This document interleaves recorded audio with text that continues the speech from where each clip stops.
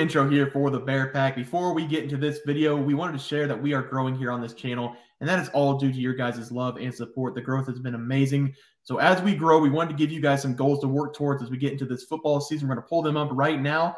Here are our goals. We're currently sitting at about 6,700 subs on this channel. So at 7K subs, we're going to have a Bobby Witt Jr. bobblehead giveaway. I got that at the first game of the Kansas City Royals opening day. It is still in the box. Haven't taken it out. It's in great condition. So that's going to be a good prize. And by the way, Bobby Witt Jr., 20 home runs now in the season. He's having a great second half of the year.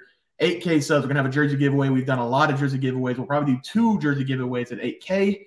9K subs. Sports memorabilia giveaway. That can be anything from a jersey to a sports card to something else in reason. We don't want to be giving away a LeBron James signed game jersey, but we will try our best on that sports memorabilia giveaway. 10K subs, our big one. $1,000 giveaway. When we get there, we'll probably have people decide in the chat what they want to do with that. We can either have 10, 100, 2, 500, or just $1,000 giveaway, whichever one anybody wants. And then the 12K subs, we're going to try to send somebody to a game of their choice, 2 tickets each. We are very excited for this football season as it is our money maker. We did great last season, looking to ride that momentum into this season. So if you're new to the channel, make sure to subscribe and don't miss out on these upcoming season. Enjoy the video, guys. We'll see you guys on the other side.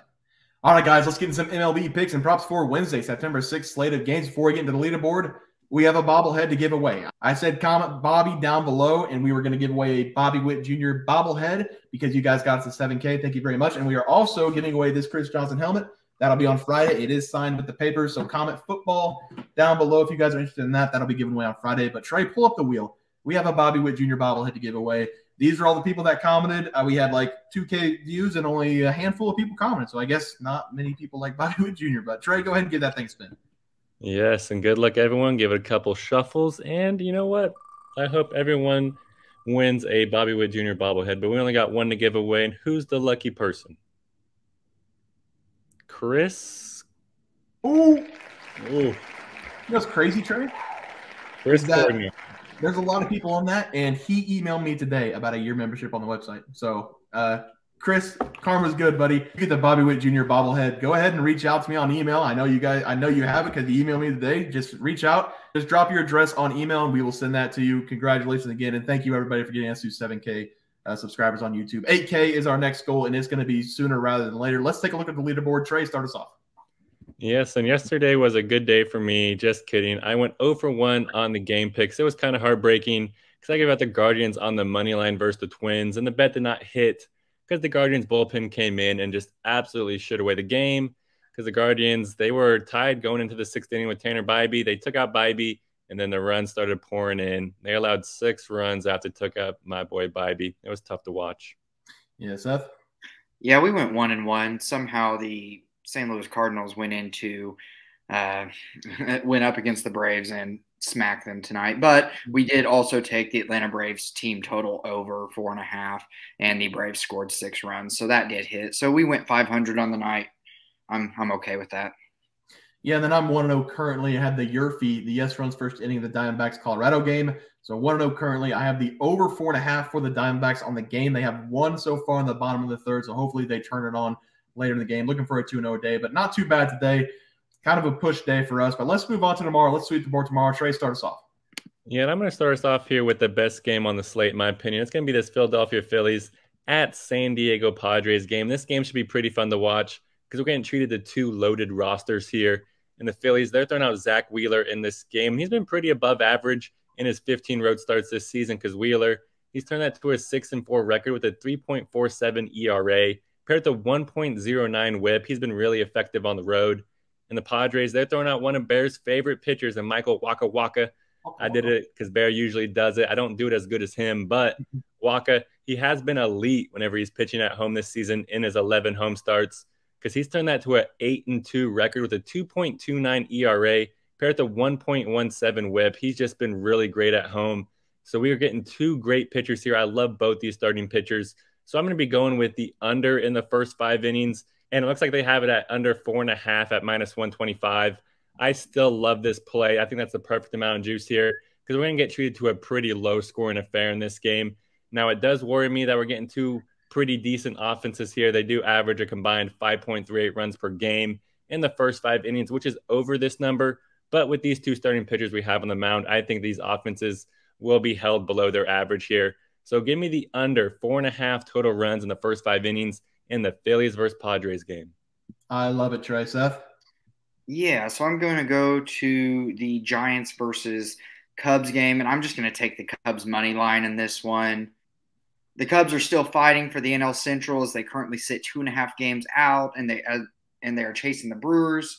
And although they are still currently holding the second wildcard spot, they have their sights set on the NL Central. The Cubs will be turning to lefty Jordan Wicks, who will be making his Wrigley debut this season after his first 2 starts of the season came on the road. I love this matchup for the Cubs because the Giants struggle to hit lefties. As I mention all the time, the Giants don't hit lefties.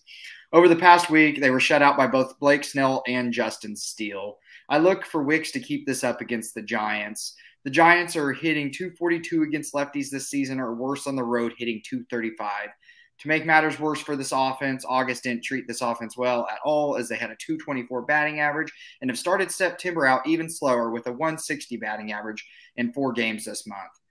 I do get that Wicks only made 2 starts this season, but those 2 starts have been extremely impressive as he has allowed only 7 total hits and 2 total runs over his 10 innings pitch and also had an impressive 12 strikeouts. I've been impressed with his ability to limit hits, and the Cubs trust this pitcher enough to throw him in the middle of a division race. I am not showing a pitcher for the Giants yet. I do know that they had a bullpen game today, so I'm sure there will be some sort of starters thrown out tomorrow, but I'm not worried about that at all because the Cubs have combined for 20 runs over their last 2 games, and I think they've already put up 11 tonight as we were filming. So I'm not worried about the Cubs offense at all in this one. And like I said, the Giants will be facing the lefty Wicks in this one and don't hit lefties well. So just give me the Cubs money line on this one. Yeah, I like that one as well, Seth. For my play today, I'm going to take a fun trip to Kauffman Stadium. The Kansas City Royals will be taking on the Chicago White Sox. I almost, guys, was able to get off work and go to this game, but I didn't have $4 lying around to buy my seats. This should be a very entertaining matchup as we have 2 of the best pitchers in the MLB going face-to-face. Touki Toussaint and Jordan Lyles will be on the mound for the White Sox and the Royals. And because I made a promise about midway through the season, I would never take the Chicago White Sox again. I'm just going to take the over 9.5 runs in this game. I also don't think it's worth putting your money on either of these teams, but you can put money on these pitchers being bad. We're going to start with the White Sox and Touki. The White Sox this season when Touki pitches are 3-11, and teams are averaging 6.5 runs a game when he's on the mound. We want the bullpens for both these teams as well, and I expect this one to be a bullpen game pretty early because Touki has only gone past 5 1/3 inning in 1 of his 14 games. In his last 6 appearances, he's given up 3+ earned runs in 5 of those 6 games, giving up a total of 21 runs. The Royals aren't the best team in the world, but they can put the bat on the ball, and they showed that in this series, putting up double digits against the White Sox already in this series and 7 last night. Now for Jordan Lyles, he's been very bad at baseball, but I'm sure he's a good human being, and that's all I'm going to say about him. I've dragged him through the mud too long. I love me some Jordan Lyles. Take the over in this game, over 9.5 runs as my play. Guys, let's go with the player props. Trey starts off. Yeah, and the player props, guys, it all comes down to Bear. It all comes down to Bear. We will see what happens. If Bear fails us, we all need to attack him in the comments because we got a lot riding on this. But myself, it was Pete Alonso over 6.5 fantasy score versus the Nationals and to hit a dinger. It was glorious to watch. I predicted a dinger, and he smacked one over the left field wall early in this game. He finished with 16 fantasy points. It was a great call by me, great call by all of us, because I have complete faith that the home runs are going to start turning. Seth? Yeah, and I had Austin Riley over 1.5 total bases, and then I went ahead and just sprinkled in the 4+ total bases as well. Got a little nervous at first. He had started the game 0-2. Michaelis was actually pitching pretty decent, which I was not expecting, but he left a 92-mile-per-hour cookie belt high in the 6th inning, and Austin Riley took it to deep center, so we cashed on both of those. Eat that pitch up. I had Corbin Carroll over 1.5 bases and to hit a home run. Bottom of the 4th, for some strange reason, the Diamondbacks put their best hitter in the 7-hole tonight, so I don't know what that's all about. 9 multi-hit games in the last 14 games, so maybe they're just trying to spark the bottom of the lineup. I don't know, but he should get 3 more at-bats. He's currently in the bottom of the 4th. Like I said, Evan Longoria is up, fly out, so he's up in 2 bats. So maybe we'll get a live reaction. But let's look at our plays for tomorrow, Trey, and start us off. Yeah, and I'm going to start us off here with Joe Ryan. I'm taking him under 6.5 strikeouts versus the Guardians. I want to preface this because, like I said, we record the day before. It's currently 9:53 p.m. Central Time. The lines are not out. This is all projected. It was 6.5 in his last start. And I'm taking some risk going with the under because he's been on an absolute tear here recently and basically all this season as well, striking out batters. But over his last 5 games, he's averaging 7 strikeouts per game, which is right at this number. But we have a lot of great trends working for our favor here. And the first one is his matchup versus the Guardians. And they do a great job at not striking out at the plate. Cleveland, they only strike out 7.13 times per game. That's an average of 0.79 strikeouts per inning. So with that trend, Joe Ryan would literally need to pitch the full game. And I just do not see that happening. And the second trend that's working for us here is that this is a road game for Joe Ryan. Because Ryan, he is elite whenever he's pitching at home, whenever it comes to striking out batters. He averages 7.8 strikeouts per game whenever he's pitching at home. But that number drops all the way down to 6 strikeouts whenever he goes to the road. So I love this play here. I'm taking him to go under. We have a lot of great trends for us. So I'm going Joe Ryan to go under 6.5 strikeouts versus the Guardians. I like it, Trey. Seth? Yeah, guys, and I'm going a little bit riskier today with my pick. I'm taking a guy that is going to be making his third start this season in Jordan Wicks. But I'm just going to play the numbers with how bad the Giants are against lefties and how much they strike out against lefties. And I'm going to take Jordan Wicks over 5.5 strikeouts in this game against the Giants. Like I said, and I'll continue to say and tell our viewers, hear this and go with it. The Giants aren't very good against lefties on the mound. On top of that, they rank 27th in K percentage at 25.1% and 27th in Ks per game at 9.46 times per game. I really like Wicks here in this matchup, as even though he only has 2 starts, he has a 29.3% strikeout rate and has compiled 12 strikeouts over his first 10 innings.